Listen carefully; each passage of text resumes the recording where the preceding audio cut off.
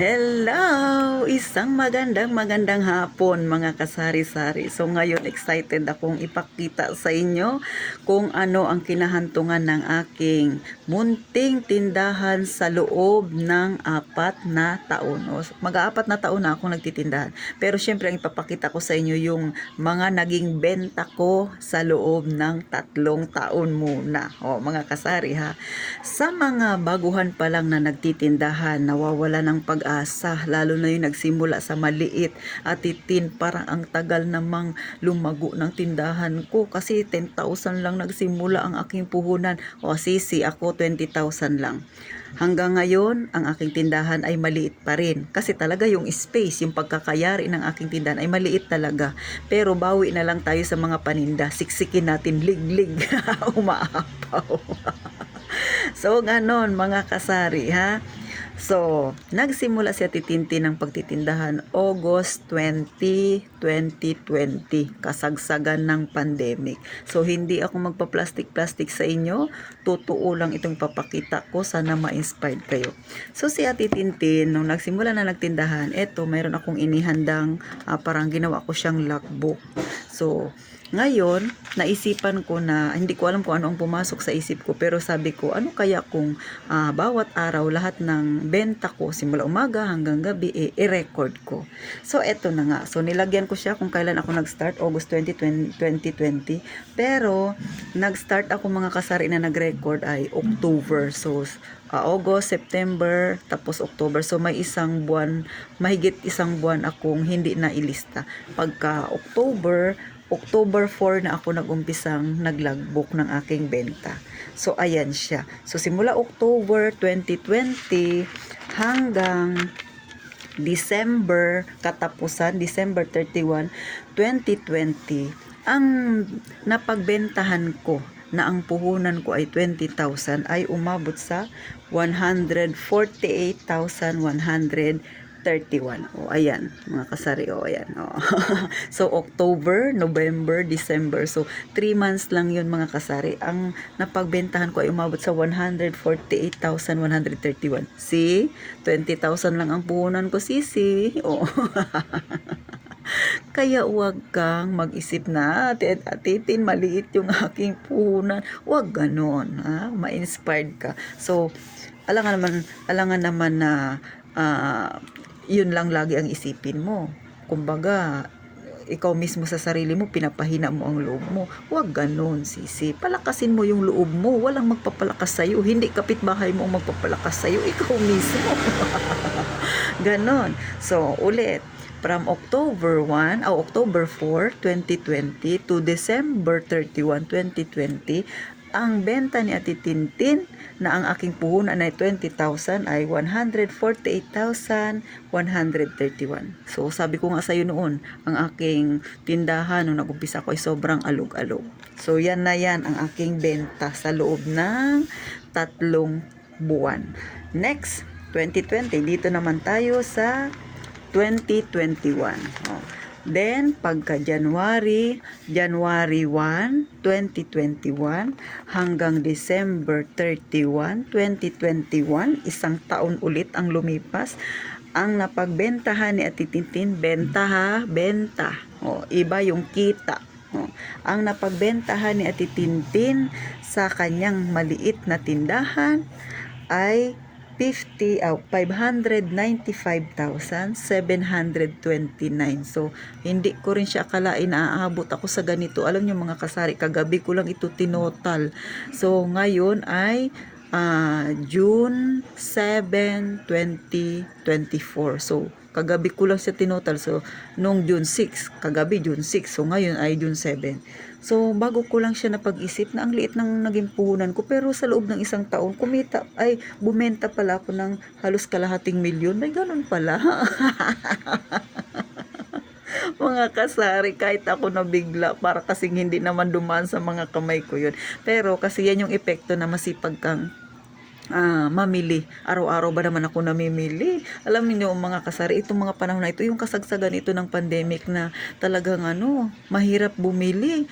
tigil pasada. Sabi ko nga sa inyo, naglakad ako. Bit ko yung bayong ganyan, tapos may knapsack ako sa dito sa likod. O di ba yung bag na knapsack. So ganun para balance. So naranasan ko yung mga kasari. So hindi para talaga imposible na kahit papano umangat-angat ang buhay natin. Akalain mo yun sa halagang 20,000, tapos makalipas ang isang taon, nakabenta pala ako ng 595,729. Ayan. Next, ito ay January 2021 to December 2021. So punta naman tayo sa syempre 2022. So ito naman. So from January 1, 2022 to December 31, 2022. So si Ate Tintin ay umangat ng kaunti. Ako ay bumenta sa loob ulit ng panibagong taon na 690,534. Mga kasari, di ba? Umangat ng mahigit 100 ba yun? So, ganun po mga kasari. So, parang ngayon, proud na proud ako sa sarili ko. Sisi, kayo din. Huwag ka nang mag-isip-isip dyan. Yung maliit mong pera dyan na pampunan, kahit 5,000 mo na, go mo na yan. Kahit 5,000 lang yan, mga kasari. Ako'y talagang natutuwa ngayon, mga kasari. So, hindi ko siya in-expect mga kasari. Sa loob lang ng isang taon ulit, umangat yung aking sales ng siguro kulang-kulang 100,000. So, maliit lang talagang tindahan ko. Sa mga datihan kong subscriber dyan, nakita nyo naman ang itsura ng tindahan ni Ate Tintin pag sa harapan, pangit. Pero sabi ko nga sa inyo, pag tingnan ninyo sa loob, makikita ninyo, marami rin akong paninda. So, next, di ba? Ulit nung 2022, isang taon, ako ay bumenta ng 690,534. Next, pagkalipas ulit ng isang taon, mga kasari, from January 1, 2023 to December 31, 2023, isang taon ulit ang lumipas, umangat na naman ang sales ni Ate Tintin. Umabot na ako ng 741,631.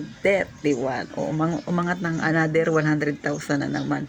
Mga kasari, di ba? Isipin mo, sa simpleng 20,000, makakabenta pala ako ng ganon. Pero nasaan na kaya yung pera na yun? Syempre, nandito sa aking tindahan, sa aking mga paninda. Wala man akong hawak mga kasari. So, nakakatuwa lang. So, yung 2024, from January to sa susunod na December, ngayong December na natin, hindi ko pa siya mai-update sa inyo. So, 2021, 2022, at saka 2023, 3 years update yan sa inyo mga kasari. At saka yung 3 buwan pauna nung nag-umpisa ako. So, hindi na masama. Di ba mga kasari? At isa sa may pagmamalaki ko, may ups and down pa akong naranasan dyan. Gaya ng lagi ko na ikukwento, muntik nang magsara ang aking tindahan dahil nasa 50% na lang ang naiwan. So, hindi ako nagsisisi kung bakit nagsanla ako pandagdag ulit sa aking tindahan nung muntik nang magsara. Kasi nga, nung 2023 mga kasari, ay bumawi naman ako. So, nakita ninyo, kahit na parang lumubog yung tindahan ko, yung pera ay hindi ko alam. Kumbaga, bumibenta ako pero wala na akong pambiling paninda. So, ang naisip ko ay magsanla. So, tuloy-tuloy pa rin. Kasi nga, ayoko siyang bitawan. Ayoko nang bumalik sa pagiging empleyado. So, sana mga sisi maka-inspired sa mga baguhan dyan na nag-iisip na tindahan ng pasukin pero iniisip niya mali ang kanyang puhunan. Sana ma-inspired kayo kay Ate Tintin. So, ulit, mga kasari, sa loob ng ilang taon, nagsimula ng 20,000 ang puhunan ko. So, syempre, ang una, sa loob ng October, November, December 2020, dyan na kasi ako nagsimula dahil doon lang ako nakapaglista umpisa. So, may isang buwan ako mahigit na hindi nailista. So, bumenta na ako ng 148,131. Yan yung 2020.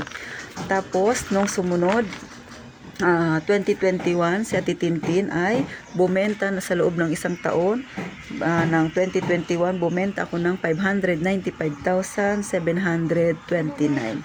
Next, 2022, isang taon ulit, recap lang tayo. Bumenta ako, umangat ng mahigit ng 100 halos ulit, 690,534. Then, pinakahuli, 2023, last year, January 1 to December 31, umangat ulit, 741,631. Mga kasari. Ikaw ba ay hindi pa mai-inspired sa na-share ni Ate Tintin? Ano pang ginagawa mo? Tara na, sisi, magtinda na tayo. Gaya ng sabi ko, pag napagod ka, magpahinga ka lang, walang sukuan. So paano mga kasari? Hanggang dito na lang ang vlog ni Ate Tintin. Na-inspired ba kayo sa na-share ko? Ito yung aking listahan. Araw-araw sinusulat ko ang benta ko simula umaga hanggang gabi. O di ba nakikita ko dito kung kumikita nga ba ang aking tindahan. So paano? Mag-iingat tayong lahat palagi, mga kasari.